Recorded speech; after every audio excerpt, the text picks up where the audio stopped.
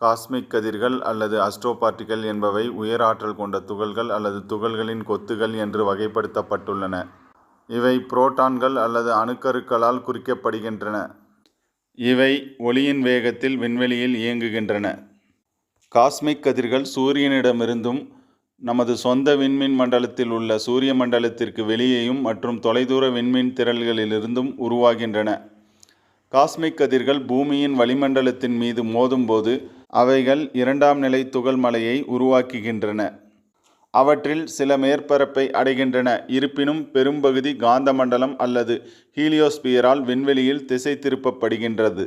1912ஆம் ஆண்டு ஒரு பலூன் பரிசோதனை மூலம் விக்டர் ஹெல் என்பவர் காஸ்மிக் கதிர்களை கண்டறிந்தார். இதற்காக விக்டர் ஹெல் என்பவருக்கு 1936ஆம் ஆண்டு இயற்பியலுக்கான நோபல் பரிசு வழங்கப்பட்டது. 1950ஆம் ஆண்டு உலகின் முதல் செயற்கைக்கோள் ஏவப்பட்டதிலிருந்து குறைந்த ஆற்றல் கொண்ட காஸ்மிக் கதிர்களை நேரடியாக அளவிடுவது சாத்தியமானது. காஸ்மிக் கதிர்களை பற்றி ஆராய்ச்சி செய்வதற்காக செயற்கைக்கோள்கள் விண்வெளி ஆய்வுகளில் பயன்படுத்தப்படுகின்றன. முதன்மை காஸ்மிக் கதிர்கள் குறிப்பிடத்தக்க நட்சத்திர பகுதிகளின் சூப்பர்னோவா வெடிப்பிலிருந்து உருவாகின்றன என்பதை ஆய்வு முடிவுகள் தெரிவிக்கின்றன. நன்றி. மீண்டும் அடுத்த ஒரு பதிவினில் சந்திப்போம்.